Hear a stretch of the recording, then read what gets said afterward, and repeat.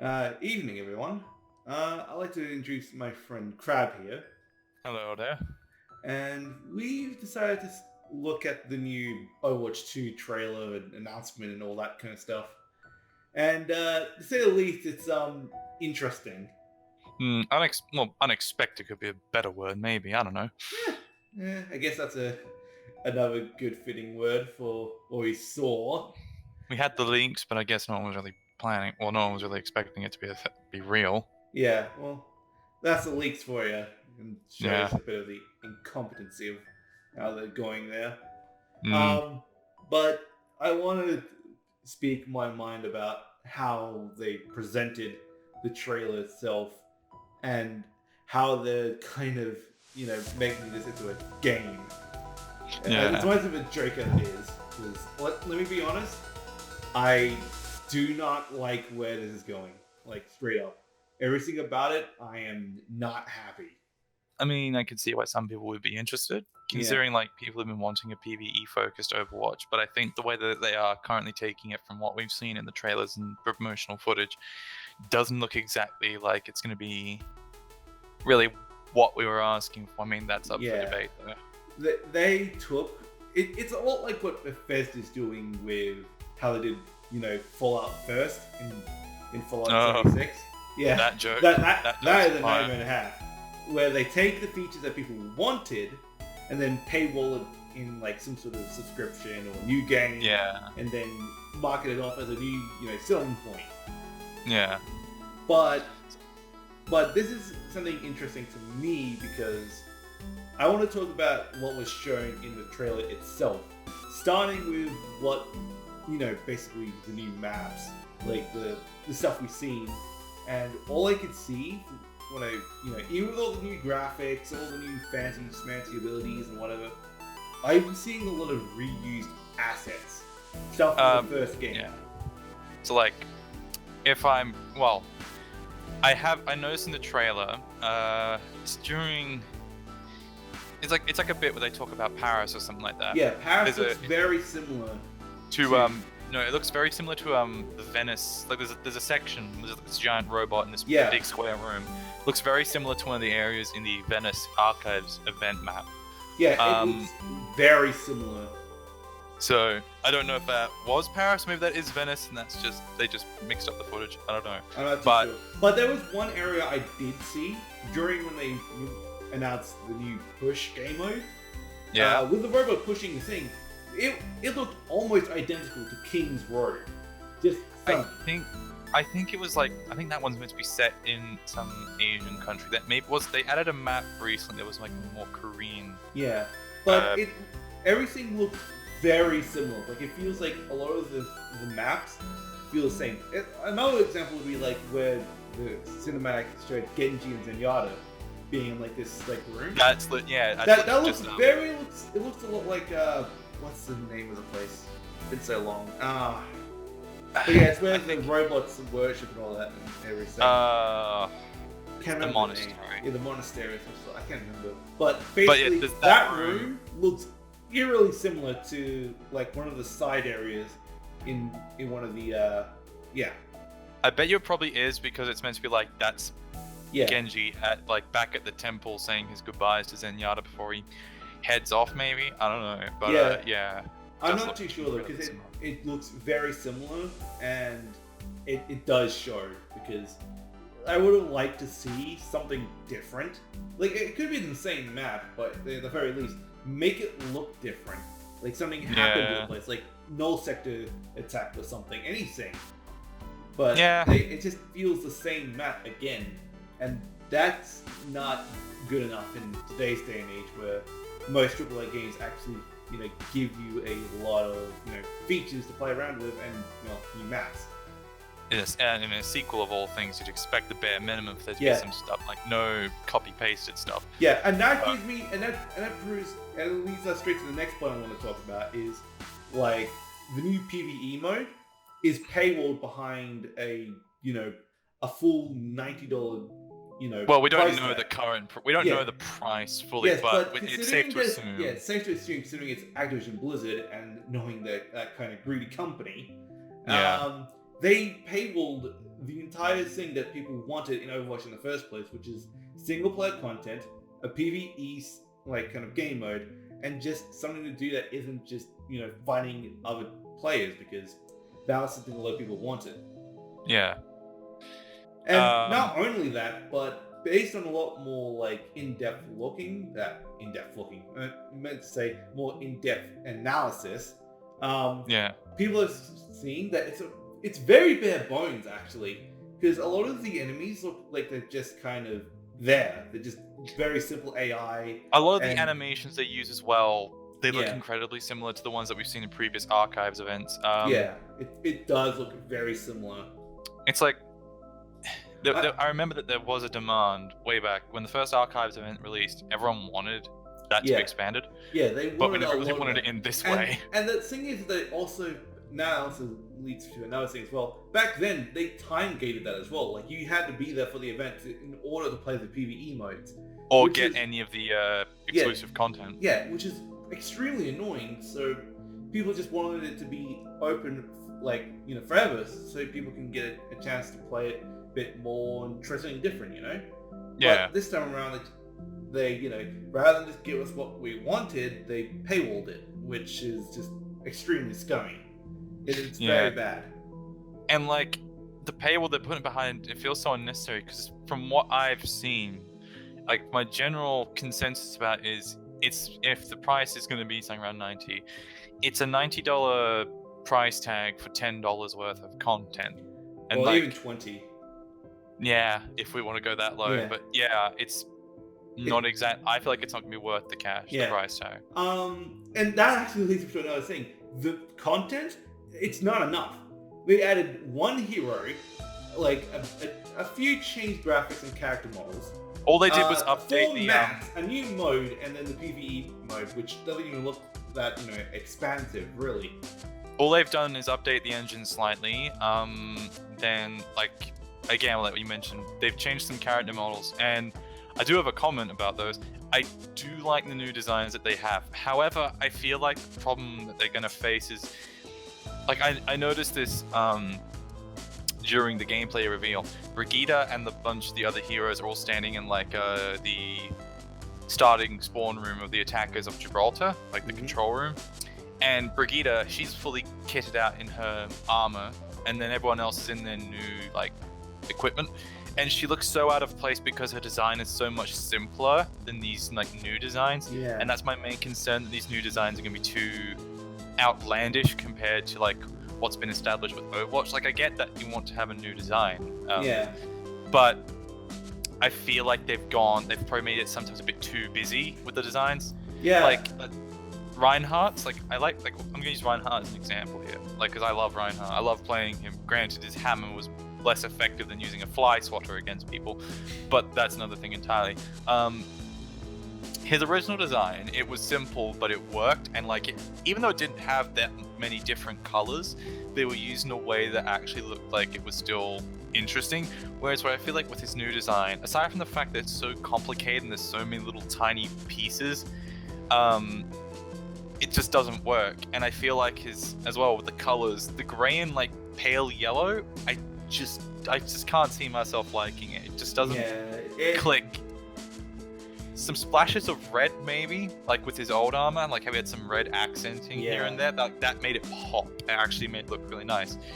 But this yellow and silver just doesn't. It looks really off, and I don't know why. That's something I'm seeing a lot in all the other designs, Tracer, even a bit of Genji. Even if he has a lot of green here and there, it's still, you can feel that kind of washed out gray in every single character's design. It just feels very bland. And and Winston's is a joke because they've literally just taken his current design, but they've shrunk half the armor on it. They just took less. It just took more from it, and then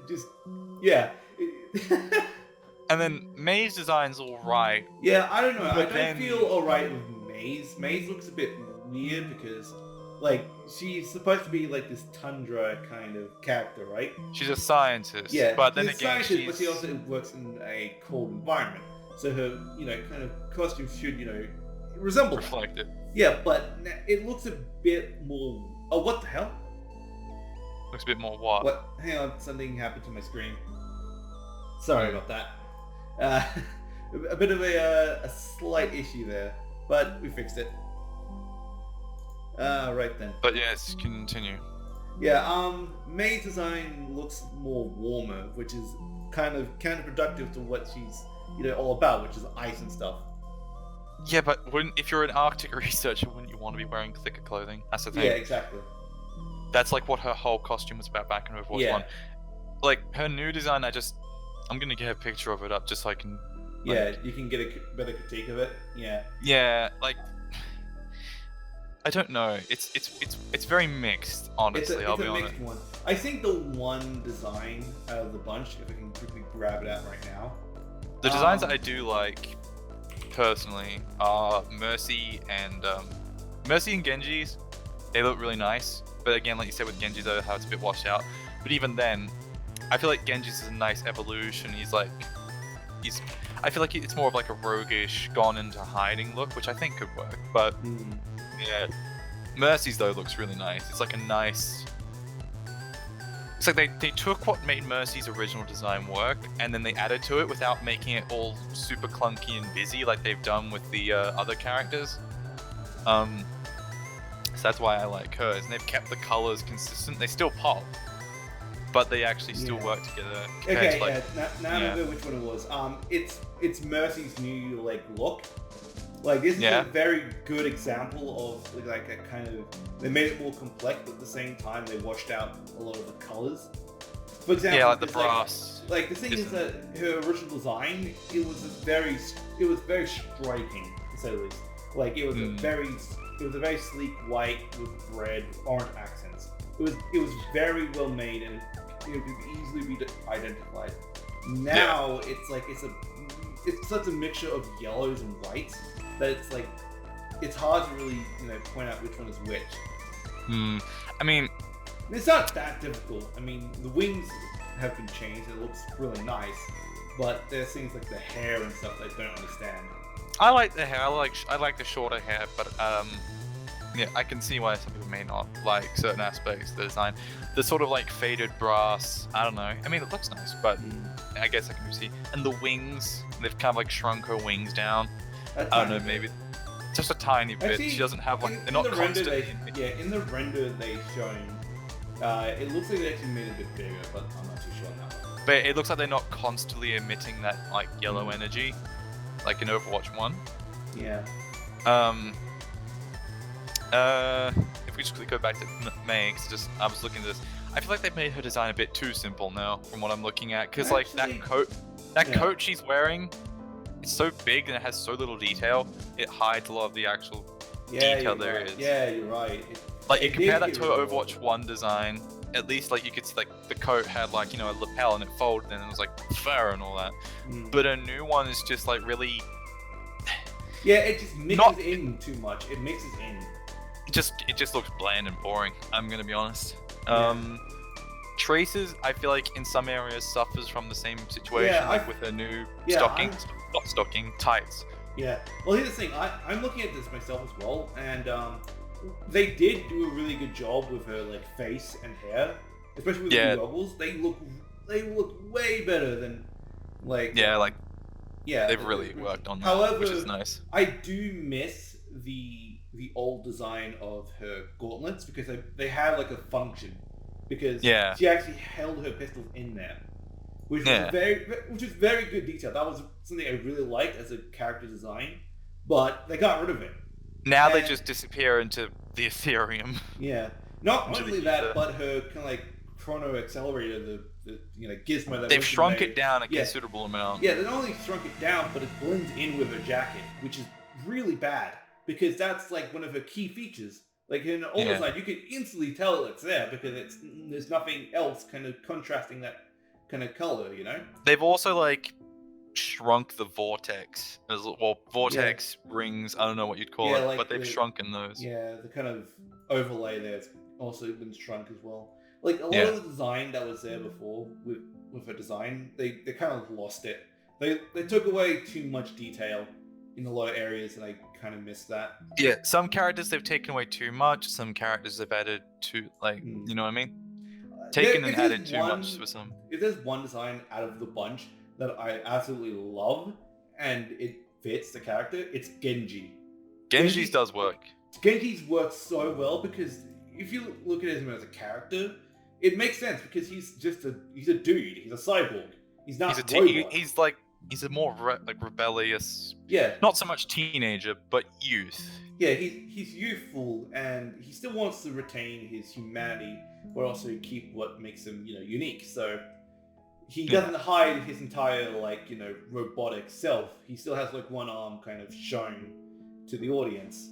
I also do like how the line, the visor of his face, it leads into the lines on the hood that we saw during the cinematic trailer. That's a nice little detail. That is a very good detail. Yes, that is some very good symmetry, and also the fact that they also gave him a proper belt or quiver for his sword and all that. It's not. I mean, he already had those, didn't he? Yeah, he did. No, he didn't. He did not have that at all. They were just floating on his back. No, I'm pretty sure he did have that. No, he did. He's always had a sheath. Well, no, he had his sheath, but he didn't have a belt on his body to keep it. They were I guess it'd be safe to say they're magnetized. Yeah, but I can see why. It's still kind of lazy. But now they actually kind of made it actually be on there, which is a very nice. It's small detail, but it's very nice. Yeah. It's just his body, his kind of design has evolved in the right way. It's not like they took anything away. You can still see parts of his kind of robot self in there. It's much more humanized, which makes sense with the character. That's the one design I will give credit for Blizzard. That's really well made. It's just everything else, they just kind of floundered.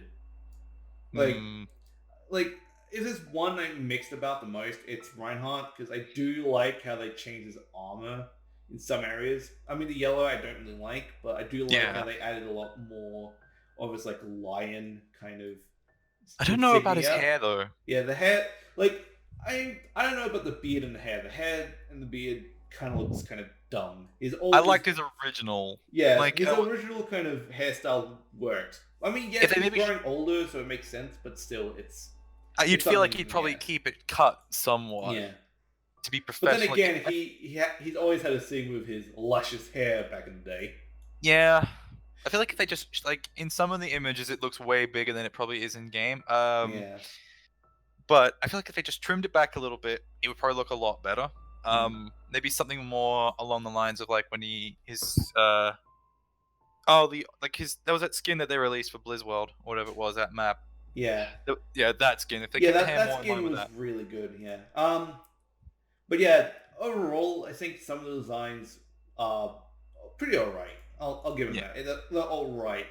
However, it still doesn't defend the fact that this should be part of the original game, not part of an entirely separate one. I feel like it should be just an update or Overwatch engine update. Because it reminds me of Fortnite. As much as people hate that game, they did something right with it instead. They didn't make Fortnite 2 its own thing. They made it a new chapter of the game. Yeah, they just updated it, and it worked. It felt like a new game, but we didn't have to pay for it, which is a very good thing. That's what they should have done here. Took the game down for a couple of days, made the updates, and then people would just be straight back in. Yeah. But they didn't do that, which is kind of sad. But what's even more sadder in some cases is the fact that there are some people defending this kind of practice. This kind of practice of unnecessary sequel. Yeah, unnecessary sequel or paywalling features that should be standard in a game. That's the issue that I'm seeing at the moment on Twitter and social media. We're always going to have those sort of people. I know there will be those kind of people, but the amount of people who are defending this, even after all the kind of stuff that's been happening in the last month or so.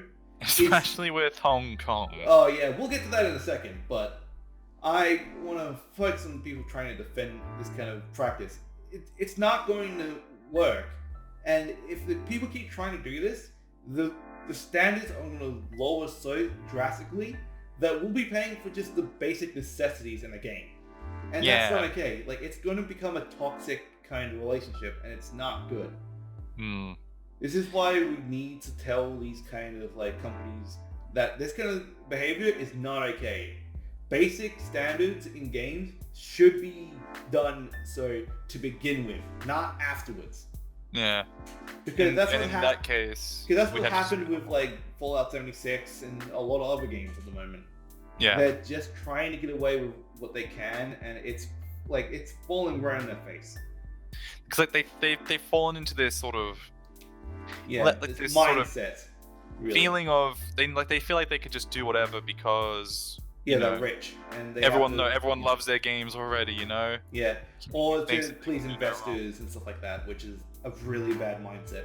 Like if they take a more of a mindset like Nintendo by releasing just a decent game every year or so, not even like a great game, just even a decent game every year, or taking the time to like make a really good game every like 2 or 3 years, then they'd be in a really, really good spot. But they're not doing that. They're just rushing out content for the sake of profit, and it's showing exactly. Well, I mean, they are owned by Activision. What do we expect? Yeah, what can you expect? These are the guys that made Black Ops 4. Yeah, oof, that game, yikes. But with that in mind, I think that covers a lot of what I feel about like Overwatch 2. It's a game that shouldn't exist. It's a game that should all this stuff should be part of the game to begin with. That's all I have to really say. I feel like it was a really bad announcement, and it really shows where their priorities are lying, and it needs a change. But I've got some stuff that I could, if possible, I could just discuss. Like, go right ahead. I've got a bunch of notes in front of me. So I know. I guess it is nice that we're getting a sequel, but in order for it to be a sequel, it actually needs to add more than just a bunch of reused maps and like new visual updates from a minute fraction of the roster. Because from the trailers we've seen, it looks like only Reinhardt, Genji, Tracer, Mei, Mercy, Winston, and Lucio have only gotten updates. Yeah, whereas I will also like. And Bastion's got one apparently. Bastion's also got one as well, but they never showed that off to the public, but they got leaked apparently. But also, I'm looking at the Overwatch 2 website, and apparently Athena's in here as well. So it looks like Athena could be a playable character in, You mean? Oh, don't you mean Echo? That's what her name is. Isn't it? Yeah. Echo. I don't know. Like, they are so inconsistent with how they name these things and stuff. Really, they tell us it's one thing, and then all of a sudden it's another. It's like, but back to what you were saying. And like as we mentioned before, the reuse of the maps, it's lazy and bland. Like these maps are designed for team-based combat, not a linear story-based shooting gallery. They're even reusing old story mission maps from the archives events, like I mentioned. And then leading on from the point about the characters we were making before, which is the designs. In terms of their gameplay, I do like how they have given us the ability to customize how heroes behave. It's interesting, but I feel like it's going to become a sort of Doom 2016 situation where certain mods for the characters will just always be better than the others no matter what, just because of how they function or how they are designed. Like in Doom 2016, did you ever use the burst shotgun over the grenade launcher? No, unless of course not. Yeah, the grenade launcher did so many things better, and once you upgraded it, it just became absolute death and destruction. Exactly. You only really even use the burst mod for like just including like achievements, and that's it. Yeah. It's like we've seen, what was it, Tracer with one of her abilities. She can attach a pulse bomb, and then the explosion will bounce around to other people. It's like, I don't know what I'm gonna look, but I imagine the other ability. Just gonna have to cut the audio here while I look for it. Hang on. That's understandable. If you do that, I'll just quickly talk about something that I just remembered. Here we go. I've got it here. So she has adaptive reload, pulse pistols reload when using any ability. You have that, or chain reaction. Who is going to use adaptive reload over chain reaction? Then you got, for her level 10, it's flash, where blinking through enemies damages them, or hindsight, or recall. Hindsight. Apparently, recall causes damage to all recently damaged enemies. See, I think that one would be hard to tell which one would be more useful. I don't think anybody's going to be using that recall one, because really, you only use recall to get out of bad situations, not to use it as a damage source. And then at level 20, she has Vortex, where enemies are pulled towards the point of recall and snared, or Speed Kills, where killing blows speed up your cooldowns. Who was going to care about, bringing enemies back to where you return from your recall? That's going to get you killed, probably. Yeah. Who would use that over the ability just to decrease your cooldowns, especially on Tracer? Yeah, that's absurd, yeah. Yeah, that's the sort of situation we may have. That's the kind of, like, ability situation where it's like, yeah, unless you can upgrade all of them and you can equip all of them, then that's the kind of situation we're in where it's just not going to work. Like, it's just going to be like a meta, which already Overwatch suffers from. Like, it just suffers from a really bad kind of meta kind of game. So, and the problem is Blizzard doesn't really help with these situations. They'll usually feed the meta. Yeah. So that's why a bunch of characters like Reinhardt, my poor sweet Reinhardt, he gets kind of like left in the dirt. Like, it's a shame. And that's probably half the reason why I don't really play it as much anymore. But that's besides the point. My next point is, like I said, if it's going to be $90, it's going to be a $90 game with about $10 worth of content from what we've seen. It looks like they're recycling a bunch of the Omnic enemies. Like, sure, they've changed how they look, but they function pretty much the same. You've got the standard foot soldiers, and then you've got, like, your larger tanks and that. Same goes for Talon. We saw the big machine gunner dude make a return, as long as with the sniper and the foot soldiers again. The only new enemies that I can really think of that we've seen are the quadruped, like, spider tank with the 2 giant cannons on its sides, and the super giant enemies. And also there's these bird robots, I want to call them, they're like these little flying machines that fall, like, they're on the ship, the big command ship on the Rio map. There was gameplay I saw. Yeah, I saw those. Yeah. Like, that's about it from all I've seen. If there are boss battles, given what we saw with the totally not Venice courtyard area from the trailer, if that's a boss battles look like they're going to be sort of like a Destiny sort of situation, where there's just a glorified bullet sponge flanked by smaller enemies to keep the player distracted. It's certain weak points. Much kind of like a raid or something like that. I'm not too sure. But overall, I don't think these kind of, like, story missions or co-op missions are going to do much. They're just going to do the bare minimum, and that's it. Yeah, and it just creates a false sense of difficulty as well, especially with, like, the ads. And also the new PvP mode push, it just looks like it's a Payload knockoff. Yeah, it's just no. It's not like a Payload knockoff. No, it looks very similar. It's a very different kind of mode. It reminds me more like. Well, how does it function? Because it reminds me of like Splatoon's tower defense. In Splatoon, there's like a mode where there's a tower that if you have your teammates on, you push it in the direction of your enemy. Very much like that. Very much like Payload Race, maybe from Team Fortress? Kinda. Not those who exactly haven't played Splatoon. Yeah. Well, that's the thing. A lot of people have played Splatoon, so. Yeah. But back on track, the mode does look very interesting, to say the least, but I think the problem is with that mode is that it feels like it's going to be very momentum-based, and that's really bad for a game like Overwatch, when you already earn so much from just rolling the enemy already. That's really bad. The reason why I say it kind of looks like Payload is just because you have something put, like, even though there's a robot that looks like he's pushing the cart or whatever, it's still technically the same thing. You just have to keep near him, and then that's it, and he'll keep pushing it to whatever. But now there's 2 payloads, and there's just downtime now as the robot swaps between each payload. I feel like it's going to drag out even longer, because the timer's no doubt going to keep going down as people fight over the robot's control and stuff like that. So I feel like that could make that game mode really boring. So that's why I think like something like this should be an addition to the current Overwatch game rather than a sequel. Like even the engine upgrade really doesn't justify it being its own separate game. Yeah.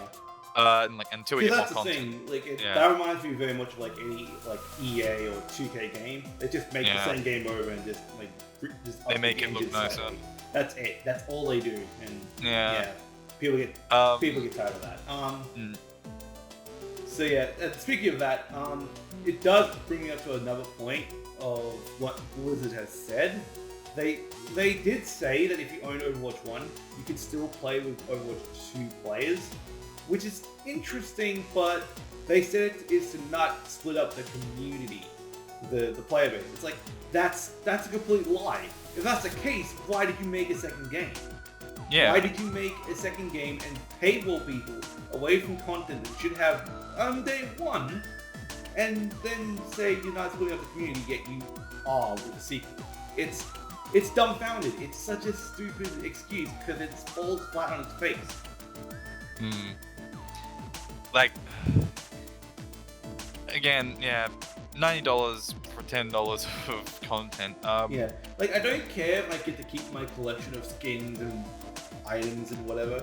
Like that's all fair and good, but like, if that's the point, like the point of a sequel is to add something like what's the point of having all your stuff in the new game if you could just make an update to the current game? You know what I mean? Like, exactly. Why would anyone care? It's like, okay, so why couldn't you know? It's hard to word, but basically it's like, okay, you can keep all your stuff in the new game. Then what's the point of having a second game if you're going to bring all the content from the first game over? It doesn't add up. It reminds me of another game that had a similar situation. Where actually no, it does remind me exactly of another situation. Back in the old days, Monster Hunter had like these kind of different kind of editions. There's the regular edition, and then there's the Ultimate Edition. The Ultimate Edition gets like a humongous like amount of like content, and before the thing is that you have to play it all over again. However, in the more like older ones, they actually added a system where you can transfer your data over. You still have to play through all the quests again, but you at least get to keep all your items and stuff, and you still have to like grind your way to the top. I mean, like, God Eater Resurrection, this similar Monster Hunter style game, they did that, but like you could keep continuing on with the campaign. Exactly. Yeah. That's like, yeah. Again, the differences between all those games that have like a similar situation is that they usually have a lot more to give you when you buy the kind of bigger editions and transfer your stuff from there. It's just Overwatch 2 doesn't have that. It's bare bones. It doesn't have enough content, and it's just a cash grab and a scam. That's the until they show more content, then maybe. Yeah, until they show more content, I might change my mind. But at first impressions, I am not happy. So yeah. Yeah. Do you have any more to say about Overwatch 2 though? Yeah, I've got a couple more regarding Sojourn. How do you say her name? Oh yeah, Sojourn. I like, completely forgot about her. She had a very short she had a very short amount of screen time. But I've already seen enough to tell what she's all about. Like she can slide across on her like knees and stuff like that. Well, maybe that was just for flair in the trailer, but from what it looks like, she kind of looks like a Soldier 76 type with some minor verticality enhanced. So she has far as jump jets with Soldier's assault rifle and some kind of like long range arm cannon. So I'm just guessing. Like she sacrifices a lot of damage output for a lot more mobility. And range, perhaps. I don't know. She's basically like a mix between Tracer and Soldier. That's what it is. Like Soldier, if he had an automatic long range rifle. That's really all I have to say about her. She does, like. She does like it's have a very, because there's not a lot to go off of her. So there's no like lore or anything. It's just she just kind of looks very forgettable. Yeah, she's a forgettable character more than anything. Like I remember people were really excited to see like, oh, who is this character when we saw like images of her back in Overwatch 1, but I feel like now it's a bit like that since that hype died down, no one really cares. I think the biggest ones in most people's opinions was like Sombra and Doomfist when they got like released. And also, Sombra was kind of a letdown. Yeah, but back then they generated the most hype for the game. Yeah, that's true. Because Blizzard did that really well, whereas with Sojourn, she's just popped up out of nowhere. Yeah, kind of. And apparently she's important to the story for some reason. I don't like it when they just say this character is important, but they haven't shown us any reason. Yeah, like that's the thing I have. That's like a major gripe I have with Overwatch's story. Whenever they introduce this new character, they'll say they're important, but then they'll never really give us any logical reason for why. Like, the world of Overwatch is interesting, but the way I feel like they're handling it isn't done very well. And like, even with like, I don't know if this is going to be controversial territory, but like just making random characters of different sexual orientations. I get they want to be inclusive. Yeah, that does bring up a lot of like the stupidity of what Blizzard done in the past like months. Because wow, quality backlash to just do something to appease a kind of community that doesn't even care about the game. Yeah, like the LGBT community. Like I don't How have many any gripes. I don't have any gripes against that kind of. neither do group at I. all. Just I for think clarification, yeah, YouTube. I feel like they're very commendable. But back to the point, a majority of them like don't even know what the game is. Yeah. I mean, that's from what I could tell. I mean, sure, there's a good amount of people who play it, and Yeah. that kind of thing. It's just saying, not a lot of people really care that much. Like, if someone's like gay in the game, like that's like, oh, cool, that's it. That's all they need to do. But they make it such a big deal in Overwatch. Well, and it's just like yeah. Well, my gripe was how that they just introduce it for a character. Like, yeah. I don't like how they do it for characters that already exist. I feel like that's a bit the cheap. That's a cheap cop out. I feel like think about it. Like Soldier 76, he was always, everyone just like kind of assumed because of how he was written as a character from everything before his reveal. We thought, oh, okay, he lives this lifestyle, and then like they just kind of throw in, oh yeah, he's gay. It's like it doesn't feel natural. It feels like it's just a cheap cop out. Now, however, if they were to do that with, say, a character like Baptiste when he was first introduced, that would probably make a bit more sense. And in some of his comments, we see him interacting with this other male in this way that maybe some people could say, oh, okay, so maybe they are in a relationship. It's like, why not have him be the, like, homosexual character? Like, I'm not saying, And, like, again, I don't have any gripes with LGBT or whatever other, representation in video games, but I don't. How do I word this without sounding like a douchebag? But like, no, it's understandable. It's hard. It's walking a fine line. But like, I'm happy and all for it, but not if it's going to compromise the material. Yeah, that's the thing. Because like when Tracer was announced as gay, no one had any issues with it because really there was no real like kind of like mention of his sexuality or anything like that. So of course, when she got announced for that, then no one had a problem because there was no kind of. There was nothing to confirm that she was neither gay nor straight. Yeah, exactly. And her writing as a character from her voice interactions never really hinted at either. Whereas I don't know, Soldier on the other hand, was a very real clear case of just cutting it in for no reason. He was very masculine the way he acted, Like, you wouldn't think. Even then, his kind of relationship with like Reaper or like what's his name? Can't remember. Well, I'm glad that they didn't make him and Reaper boyfriends or whatever. Like, because the community just ships it. Oh, that'd be horrible. No offense. I've seen that nightmare stuff. Doesn't work. It's a bit odd. Yeah. But like I'm saying, like with that's his name, Reyes. Reyes and Gabriel Reyes. Reyes and Jack Morrison. Jack Morrison. That's it.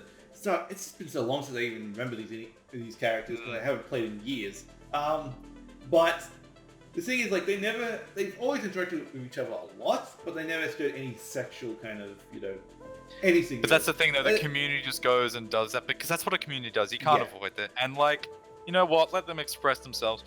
But I don't think people should do it to make game companies shouldn't pander.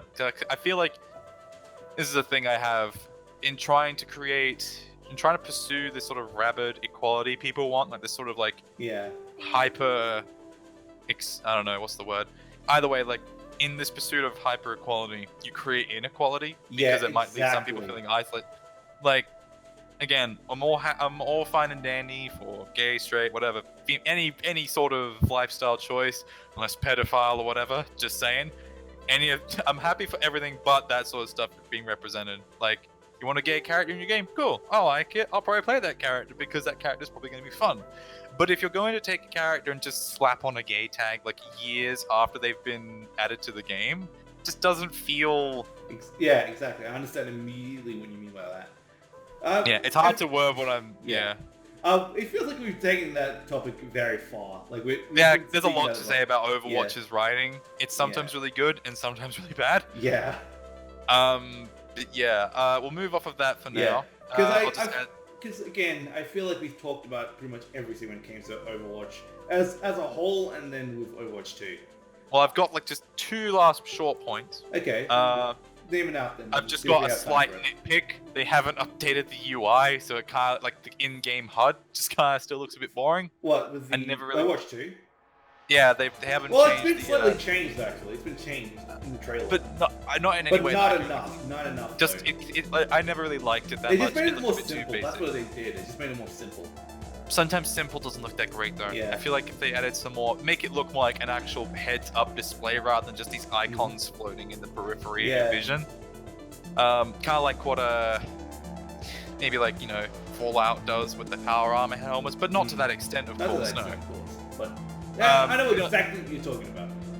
Maybe like, I don't know, this is an idea, but what if they made like with Tracer, it looks like it's kind of curving a bit to match with like the inside of her glasses. Like, that's a good idea, because a lot of characters have a lot of like different goggles. Like goggles and stuff like like that. For example, like Tracer with her goggles, Rhino with his helmet, so he has a visor. Oh yeah, like some white shadows around the corners. Yeah. Or like Anna with her visor. Yeah. There's a lot of stuff things like they can do. Yeah, there's a lot of stuff they can do with. Even if you like tinted the screen a little bit, like just imagine you're using Soldier, the screen's slightly tinted red because the visor's red, unless they change it all of a sudden. I don't know. Stuff like that, little details like that, and like add that to the HUD of characters would really add some personality to them as well. Maybe, I don't know, it would make them stand out a bit more. Yeah. I don't know. Anyway, moving off of that, I've just got my final point here. Like, this is my sum up of it, really, in my opinion. It's like overall, I've just got really like mixed feelings about Overwatch. Like, it looks somewhat interesting as a new chapter of Overwatch, but it shouldn't be a completely separate game from what we've been shown. I feel like this could have been done better as well if it was a prequel rather than a sequel, because I remember back when the first Archives event released, everyone was really interested in seeing the full extent of the first Omnic Crisis. People were interested in the second one, of course, but like not to the same extent as the one that started it all. Yeah. Because that's the one we saw the most of in like the cinematics, like with Reinhardt and that. Yeah, like I saw so many people like going crazy when they saw that trailer as well, because it was so good.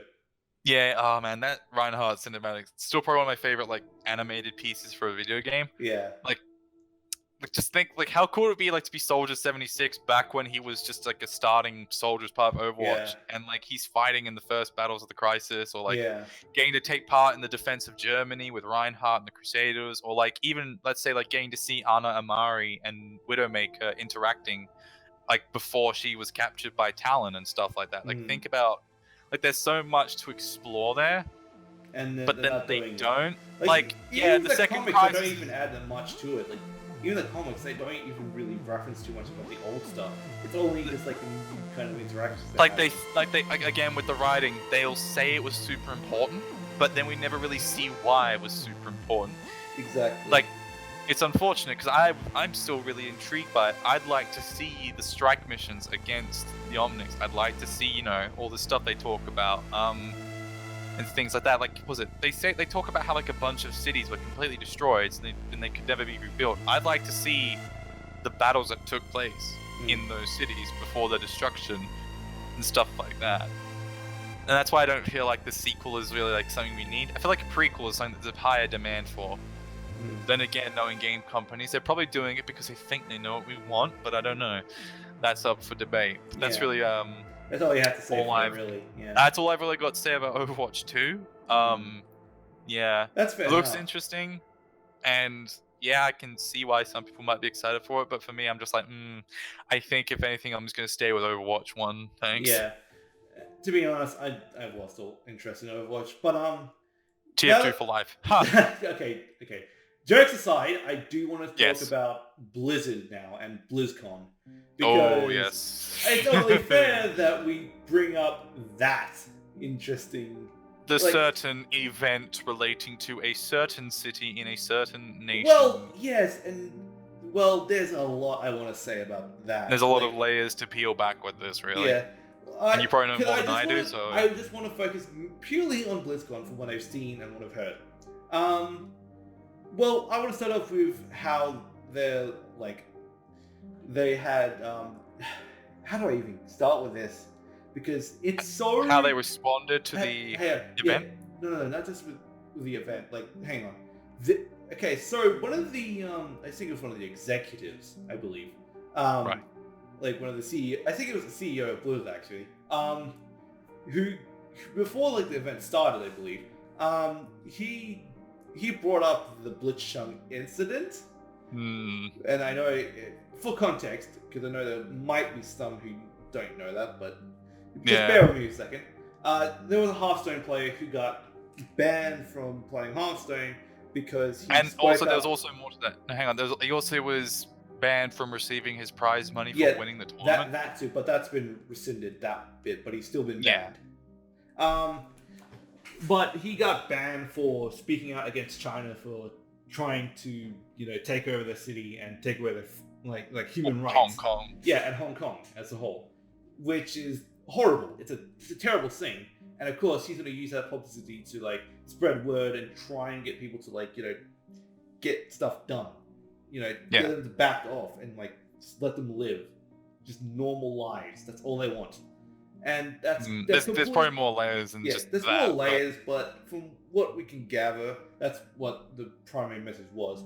And Blizzard, being the kind of company they are nowadays, back then, if they saw this, they would just been okay, that's not good, we're just going to ban you for a month for doing that, and that's it. This was before they had most of their stocks controlled by the Chinese market. Yeah, and that's exactly the point I want to make, because they basically, they basically just gave in to China's demands and banned him for over a year and took his prize money in that instant. But they did take away a bit of that punishment by halving the time and giving him back his prize money. But it still shows that they were being very unjust and just jumped to a gun in order to please the Chinese market. That's what they did. Yeah. There's a lot more behind that story, but that's just the basic kind of gist of it. So, in BlizzCon, the CEO went up and, referred to it. However, he never apologized for it. He did kind of apologize, but it was completely empty and was meaningless, because he never said names. He never apologized for any specifics. He just said, "I'm sorry," and that's it. He never said anything else. And really? Yeah, that's what he did. Wow. You can go. I didn't even know that. You can go right now, look it up online. Even just check Jim Sterling's video on it, because that one was just bloody amazing. Jim Sterling's a lad. Yeah, we all love Jim. Yeah, he's, as much as he can be a bit of a douche at times, he's a very good critique. Critic, you know what I mean? But he never apologized for anything, and it was fake. And of course, some of the things he said in that kind of speech were so hypocritical and just so dumb. Because can you give me some examples? Because I'm kind of just I believe one quote he says that we hope that all of you in the event have the freedom to say what you'd like. And really? No, that's not exactly what he said, but it's exactly the meaning behind it, because it's so opposite. Maybe add in a snippet of him actually, Yeah, I will throw in a video link, or maybe even just part of that video in. Just make it part of the video, so credibility. Yeah, credibility, because he actually said that on the floor, and everybody heard it. And speaking of which, I would like to point out that most of the crowd there, it's fake. It's a paid crowd. They've been paid to say nice things. Okay, I didn't know that part. Well, no, because that's the thing. Many people applauded him for this. Many people applauded it, and that's the thing. If you actually see the video where they actually pan across some of the actual crowd, there were some very clear people who were not impressed. People were mad. People were not happy with that kind of apology. But do we have confirmation that it was a paid crowd? Though? I'm just asking, Well, no, but that's the thing. Based on just how many people applauded this and how it was going, it was easily showing that it was a paid crowd. It was just so obvious, because no one in their right mind would just applaud this kind of terrible behavior unless they got paid. Yeah, that's true. People do a lot of things for money. Because even then, during the speech as well, he even referred to the fact that there's protesters outside the goddamn event as well. There's hundreds of people outside rioting against Blizzard to just do the right thing. Blizzard even had walkouts from their own office. Exactly. That's how screwed up the company is right now, because of how influenced they are by greed. And it sucks, because I knew and everyone even guessed this. Everyone predicted that this was going to be the case. The announcement was going to be lackluster.